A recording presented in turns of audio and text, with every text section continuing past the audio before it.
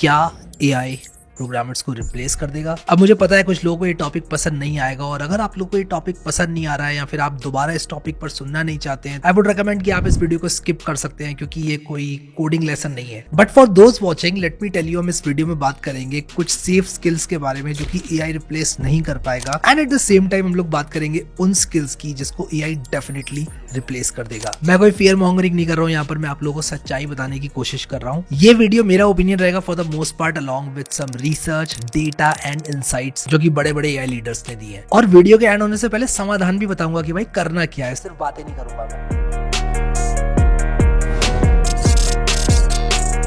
अब बात करते हैं 2025 में क्या बदला। 2025 में डीप सी कार्बन आया, चीजें फ्री हुई, ओपन एआई ने बहुत सारी चीजें अपनी सस्ती करी, मॉडल्स को ओपन सोर्स किया गया। तो ये जो स्पीड है ना जिसपे एआई प्रोग्रेस कर रहा है, it is very very fast, and AI is getting more powerful, more accessible than any technology in the past। अब देखते हैं कि कुछ बड़े लोगों ने क्या बोला। स्टेबिलिटी एआई के सीईओ ने कुछ ऐसा बोला, आप लोग इस वीडियो को देखिए। This year, right now, there are no programmers in 5 years. अब ये देखते हैं मार्क ज़करबर्ग ने क्या बोला।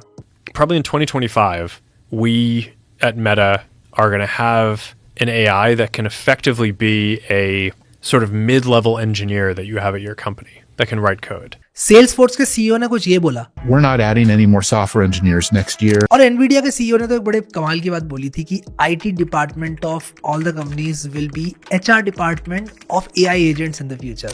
अगर इस बात को आप बहुत ही गहराई से सोचो तो आपको पता चलेगा वो क्या कहना चाह रहे हैं। वो ये कह रहे हैं कि आप जो सॉफ्टवेयर इंजीनियर थे ना, वो अब एक एचआर का रोल निभाओगे। जैसे एक एचआर का कोई रोल नहीं होता है कोडिंग वोडिंग में, वैसे आप भी अब वही रोल निभाओगे और गाइड करोगे एआई एजेंट्स को। अब बात करते हैं कि क्या हमें इन सब चीजों से डरना चाहिए। देखो, इन लोगों को डेफिनेटली ज्यादा पता है, ये एआई लीडर्स हैं, ये थोड़ा हमसे ज्यादा जानते हैं, थोड़ा बड़ा विजन रखते हैं, और ये लोग ओवरली ऑप्टिमिस्टिक होते हैं, और इनको होना भी पड़ेगा, क्योंकि अगर ये लोग नहीं होंगे ना तो ये कर नहीं पाएंगे वो चीजें अचीव जो कि ये करते हैं। अब देखो, एनवीडिया चिप सेल करता है, एनवीडिया एआई से बहुत डायरेक्टली रिलेटेड है, एंड डेफिनेटली एनवीडिया के लिए ये बहुत ज्यादा हक में है कि यार एआई प्रोग्रेस कर रहा है, लोग एआई को ज्यादा से ज्यादा अपना रहे हैं। Same goes for open AI, same goes for Meta AI, same goes for stability AI. Don't get me wrong, but मैं आप लोगों को बताता हूँ कि ये लोग जितनी भी बातें बोल रहे हैं उसमें से फ्यूचर में 100% सब कुछ सच नहीं होगा। और इस चीज को साबित करने के लिए मैं आप लोगों को एक चीज दिखाता हूँ। आप लोग अगर इनके करियर वेबसाइट पे जाएंगे तो आप लोग को दिखेगा कि ये लोग खुद सॉफ्टवेयर डेवलपर्स हायर कर रहे हैं। तो यार, ये लोग खुद सॉफ्टवेयर डेवलपर्स क्यों हायर कर रहे हैं जब सारा काम जो है मशीन से करने लग रही है? तो आज की तारीख में ये लोग फ्रंट एंड इंजीनियर हायर कर रहे हैं। मतलब जिस चीज को माना जाता है कि एआई रिप्लेस कर देगा सबसे पहले, फ्रंट एंड इंजीनियरिंग, वो चीज के लिए भी हायर कर रहे हैं ये लोग। तो जब ये लोग फ्रंट एंड इंजीनियर्स हायर कर रहे हैं, डिजाइनर्स हायर कर रहे हैं, तो इसका मतलब कहीं ना कहीं इंसानों की जरूरत है।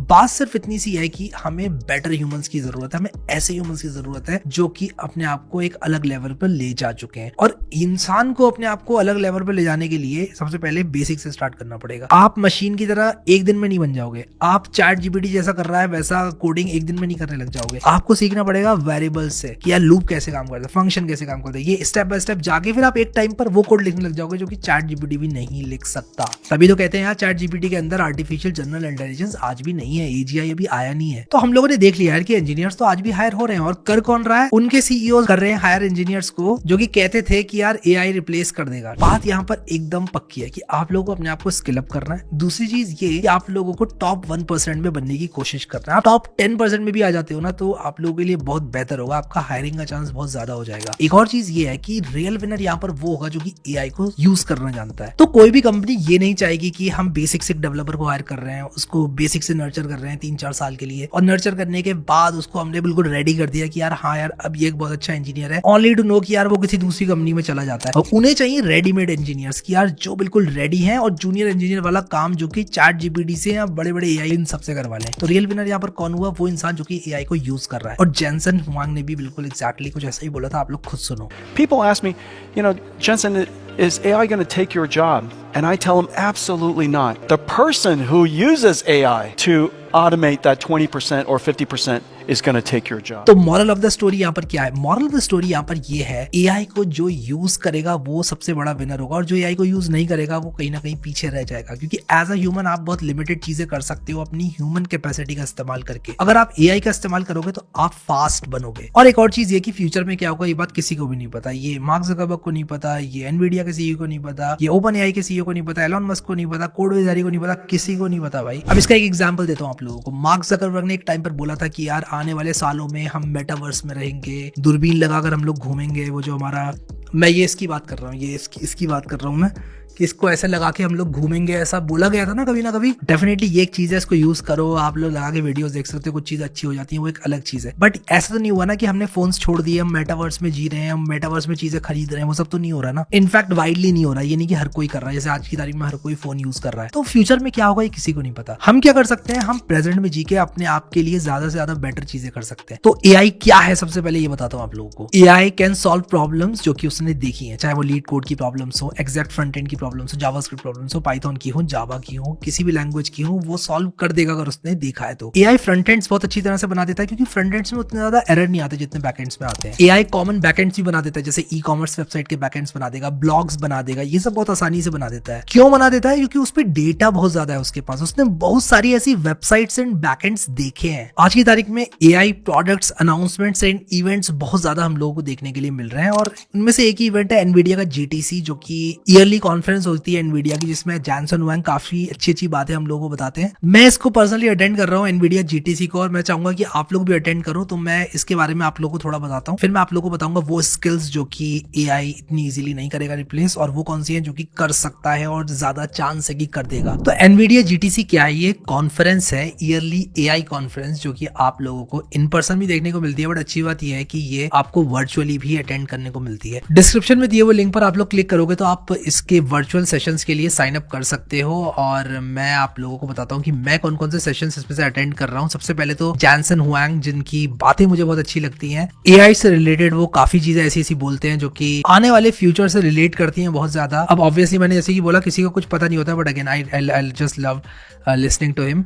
तो जो कीनोट है वो मैं आप लोगों को सजेस्ट करूंगा कि आप लोग जरूर अटेंड करें। प्लस एक और सेशन जो मैं पर्सनली अटेंड कर रहा हूं वो है automatic large scale synthetic data generation for developing fully automated trains. Automated driving जो है वो मुझे बहुत ज्यादा एक्साइटिंग लगती है। फिर इसके बाद ये वाला सेशन बहुत ज्यादा इंपॉर्टेंट होने वाला है मेरे हिसाब से सारे डेवलपर्स के लिए। Build agentic AI applications with large language models और build AI agents with multimodal models. फिर अगर आप रैग एजेंट्स के बारे में जानना चाहते हैं तो आप इस सेशन को भी अटेंड कर सकते हैं, और ये वाला मेरे हिसाब से सबको अटेंड करना चाहिए, जो कि है build LLM applications with prompt engineering. आप इसकी जो सेशन आईडी है ना, इससे इसको सर्च कर सकते हो अगर आप लोग को ये जो पर्टिकुलर सेशन है ये देखना है। तो मैं आप लोगों को स्ट्रांगली सजेस्ट करूंगा कि आप लोग डिस्क्रिप्शन में दिए हुए लिंक को एक्सेस कर साइन अप करें और रजिस्टर करें इस कॉन्फ्रेंस के लिए, क्योंकि ये एकदम फ्री होने वाले हैं सेशंस, और यहाँ पर जो बातें होने वाली हैं वो बहुत ज्यादा इंसाइटफुल होंगी। तो आप लोग बिल्कुल मिस मत करना इस कॉन्फ्रेंस को। डेट की बात करूं तो 17 मार्च से लेकर 21 मार्च तक ये सेशंस होने वाले हैं, और इन सेशंस का जो टाइमिंग है वो पीडीटी में लिखा हुआ है। ये चीज आप जरूर देख लेना, जो टाइमिंग है वो पीडीटी में लिखा हुआ है, उसको आईएसटी में आपको कन्वर्ट करना पड़ेगा, और अपने पसंद का सेशन जो है वो आपको अटेंड करना पड़ेगा। तो इसको आप लोग ऐड टू शेड्यूल करके रजिस्टर कर सकते हैं कॉन्फ्रेंस के लिए। तो इन सेशंस के लिए रजिस्टर करने के लिए आप लोगों को अपने एनवीडिया अकाउंट से सबसे पहले लॉग इन करना पड़ेगा, जो कि आपके पास होगा ही अगर आप लोग एनवीडिया का कोई जीपीयू अपने लैपटॉप या कंप्यूटर में यूज करते हो। तो एनवीडिया का अकाउंट बनाने के बाद जैसे मैं एग्जैक्टली ये सारे स्टेप्स फॉलो कर रहा हूँ आप लोगों को करने पड़ेंगे। अब यहाँ पर कुछ वर्चुअल सेशंस पेड हैं, जिनमें से कुछ सोल्ड आउट भी हैं, तो अगर आप इनमें इंटरेस्टेड हैं तो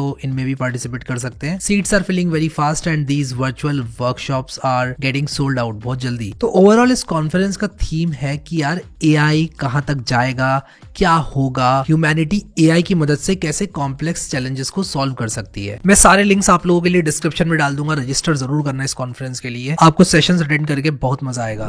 तो सेफ स्किल्स कौन कौन सी है हमारी? डेवऑप्स की स्किल जो है वो सबसे सेफ मानी जाती है, क्योंकि AI end to end deployment नहीं कर सकता। एआई को नहीं पता है कि वीपीएस कैसे स्पिन करना है, एक एरर आ जाता है अगर प्रोडक्शन में तो उसको कैसे सॉल्व करना है। तो डेवऑप्स जो स्किल है ना, अगर आप लोग को एंड टू एंड आती है, डॉकर, कुबरनेटिस, डेवऑप्स से रिलेटेड जितनी भी स्किल्स हैं, वो एआई इतनी इजीली नहीं ले पाएगा। किसी भी फील्ड में इनोवेटिव काम करने वाले, यानी कि नई नई चीजें सोचने वाले, वो चीजें करने वाले जो कि पहले कभी हुई नहीं है। एआई आप लोग को कुछ ऐसी बात नहीं बता सकता कि यार आप सोच में पड़ जाओ, अरे हाँ यार ये बात तो सही बोली। हाँ वो जरूर सकता है जो कि उसने देखा है ऑलरेडी डेटा, लेकिन आप लोगों को कुछ नया नहीं बता सकता, नए एक्सपीरियंस लेकर उनको आप लोग को डिस्क्राइब नहीं कर सकता। अब डिजाइनिंग की बात आती है तो एआई डिजाइनिंग बहुत अच्छी तरह से नहीं कर सकता। फिर एक और चीज जो एआई नहीं कर सकता वो है हार्डवेयर डिजाइनिंग। आज की तारीख में AI end to end hardware designing नहीं कर सकता। हार्डवेयर डिजाइनिंग में ह्यूमंस हम लोगों को चाहिए। तो ये कुछ ऐसे ही स्किल्स हैं जो कि एआई नहीं कर सकता। लेकिन यहाँ पर मैंने आप लोगों को एक बात बोली, किसी भी स्किल के टॉप 1% में अगर आप हैं, चाहे वो फ्रंट एंड इंजीनियर भी क्यों ना हो। आपने देखा था ना कि open AI front end engineers hire कर रहा है। क्यों कर रहा है? क्योंकि उन लोग को वो फ्रंट एंड इंजीनियर्स चाहिए जो कि उनके एआई मॉडल को ट्रेन करे। तो फ्रंट एंड इंजीनियरिंग भी एआई अभी उतनी बेटर नहीं कर सकता, ह्यूमन से बेटर नहीं कर सकता, तभी हायर हो रहा है ह्यूमन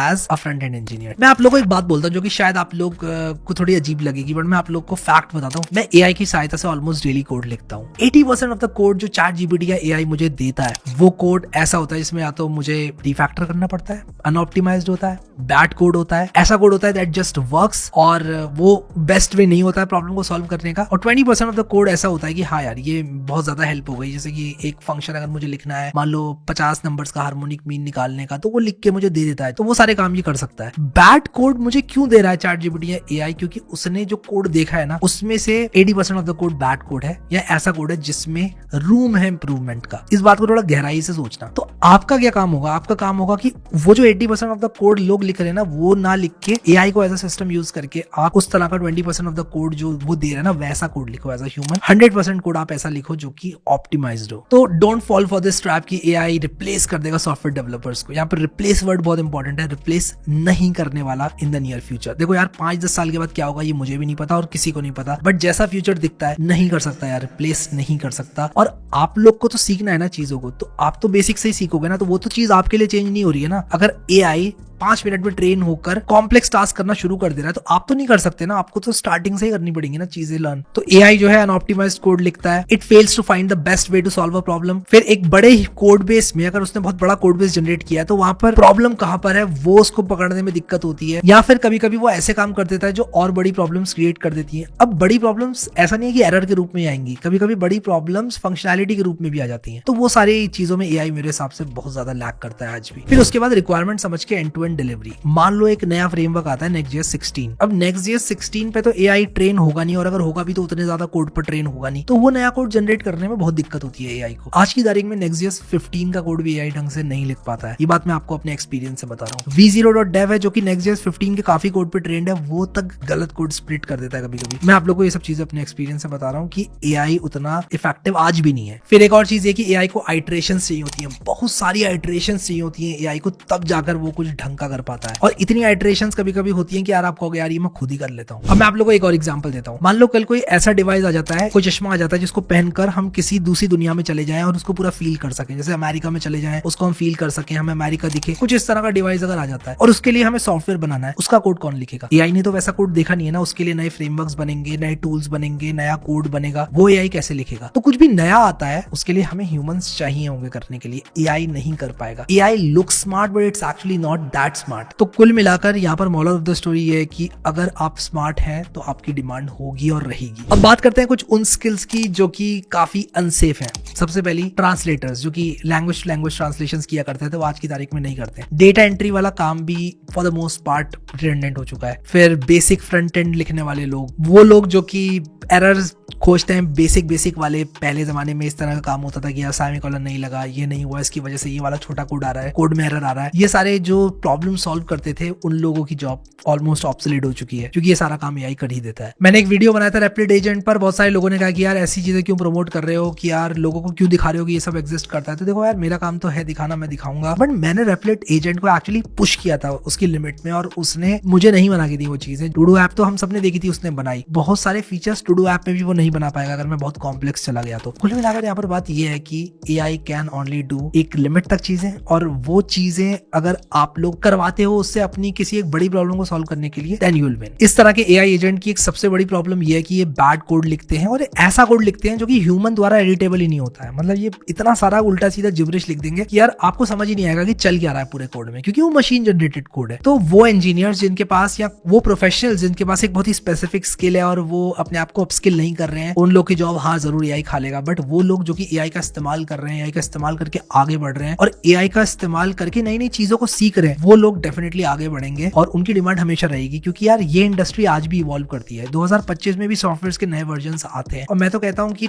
2045 में भी ऐसा मुझे लगता है कि आएंगे नए नए वर्जन्स। यार हम अभी स्टेबल नहीं है, ये इंडस्ट्री स्टेबल है ही नहीं, और मुझे नहीं लगता अगले 100 साल में भी हो पाएगी स्टेबल। ऐसे में इंसानों की जरूरत तो पड़ेगी ना। तो फियर मॉन्गरिंग की बातें मत करो, डरो मत, आप बस चीजों की अंडरस्टैंडिंग रखो यार कि क्या हो सकता है क्या नहीं हो सकता। तो is it worth learning development in 2025 and 26? मैं कहूंगा हाँ भाई, क्यों नहीं, डेफिनेटली। द रीजन बीइंग कि यार आपको तो बेसिक से स्टार्ट कर रहे हैं ना। अगर आपको एक चीज सीखने में 60 दिन लगने वाले हैं तो वो 60 दिन आपको देने पड़ेंगे। मशीन हो जाएगी ट्रेन 15 घंटे में, आपको तो 60 दिन देने पड़ेंगे ना। तो हम ह्यूमंस हैं, हमें ह्यूमंस वाला अप्रोच लेना पड़ेगा सीखने के लिए, और लेना चाहिए यार। चीजें बेसिक से आप लोग सीखो, और उसके बाद जब आप एक लेवल पे आ जाते हो ना, तब आपको पता चलेगा कि एआई चीजें नहीं कर सकता। आपको लगता है एआई सब कुछ कर सकता है क्योंकि वो बेसिक चीजें जो कि आप आज कर रहे हो। अगर आपकी 60 दिन की प्रोग्रामिंग जर्नी, मान लो आप पाइथन सीख रहे हो, आप 5वें दिन में हो, तो आपको लगेगा यार मैं क्या ही सीखूं इसको, ये तो एआई ऐसे ही कर देता है। But that's not the fact. आप जब पहुंच जाओगे ना डे 60 पर, और जब आपके पास एक्सपीरियंस आ जाएगा 5-6 महीने का, तब आपको पता चलेगा कि जो काम आप कर सकते हो वो एआई बिल्कुल भी नहीं कर सकता। और तब आपके चेहरे पे आएगी एक स्माइल, आप कहोगे अरे हाँ यार, ये तो मुझे अंडरस्टैंडिंग थी नहीं, मैं तो खामखा डर रहा था। तो यहाँ पर सॉल्यूशन क्या है? Upskilling. Upskilling is the solution. और आप लोग को एआई को यूज करते हुए आगे बढ़ना है, चीजों को समझना ज्यादा। ये नहीं कि एआई ने बता दिया, कर लिया, हो गया, it works, I am happy. नहीं, ऐसा नहीं करना है आपको। चीजों की अंडरस्टैंडिंग लेनी है और अपनी अंडरस्टैंडिंग को बढ़ाना है। So will AI replace software developers? No,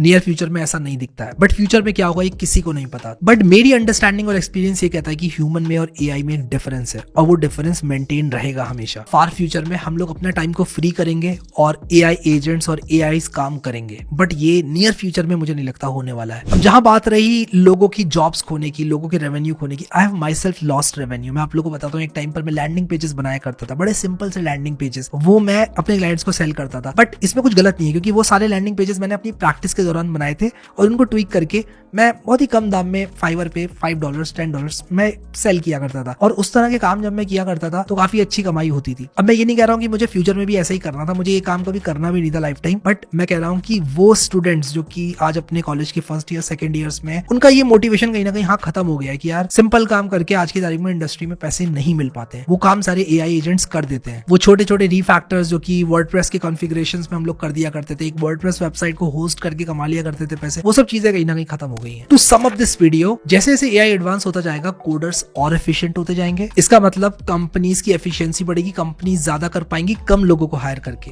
हाँ, ये सच है। इंजीनियर्स अगर अपनी स्किल्स को डेवलप करते रहेंगे, अपग्रेड करते रहेंगे, तो उनकी डिमांड बढ़ती जाएगी। तो ये जो गैप है ना एक बिगिनर में और एक प्रो लेवल इंजीनियर में, ये गैप बहुत ज्यादा बढ़ने वाला है आने वाले टाइम में। और इसीलिए जो बिगिनर इंजीनियर्स हैं, जो कि बहुत ही बेसिक लेवल पर अभी बैठे हुए हैं, इन लोग को अपग्रेड करना ही पड़ेगा, और इन लोग को एक ऐसी लेवल पर पहुंचना पड़ेगा जहां ये यूजफुल एप्स बना रहे हैं और कंपनी के लिए डायरेक्टली यूजफुल हो सकते हैं, तब इनको हायरिंग मिलेगी। हायरिंग के हिसाब से देखा जाए तो हाँ, थोड़ा सा टफ होने वाला है फ्यूचर। बट अगर इसी चीज को आप लोग एक ऐसे इंसान के नजरिए से देखो जो कि अपने आप को बहुत ज्यादा स्किल कर रहा है या कर चुका है, वो जब नीचे देखेगा ना इन डेव्स की तरफ कि यार ये तो बेसिक भी नहीं कर पा रहे हैं, मैं इस लेवल पे बैठा हूं, तो उसके लिए कंपनीज में एंट्री मारना बहुत इजी हो जाएगा। आप लोगों को क्या करना है? अपस्किल करना है, चीजों को सीखना नहीं रोकना है, और एआई का इस्तेमाल ज्यादा से ज्यादा करना है। तो मैं आप लोगों को सजेस्ट करूंगा कि आप लोग एनवीडिया जीटीसी का लिंक चेकआउट करना, नीचे मैं डिस्क्रिप्शन और कमेंट सेक्शन में डाल दूंगा, और फ्री वर्चुअल कॉन्फ्रेंस के लिए साइन अप करना। Trust me, you will get to learn a lot about AI as a developer. I hope this video was helpful. Thank you so much guys for watching this video, and I will see you